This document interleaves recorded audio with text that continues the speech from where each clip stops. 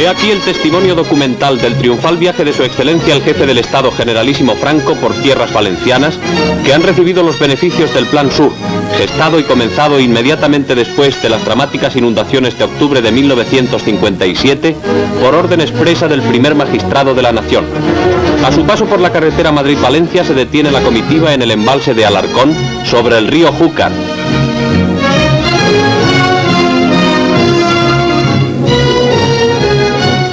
Su importancia agrícola e hidroeléctrica corre parejas con el de Contreras, sobre el río Cabriel, afluente del Júcar, obra que está actualmente en ejecución. Valencianas vestidas a la usanza de la región se hallan en primera línea de los que aclaman al Generalísimo y a su esposa en el límite de las provincias Cuenca-Valencia, marcado por el emplazamiento de la presa. Una alfombra de flores transforma el suelo en una especie de antesala de la capital del Turia.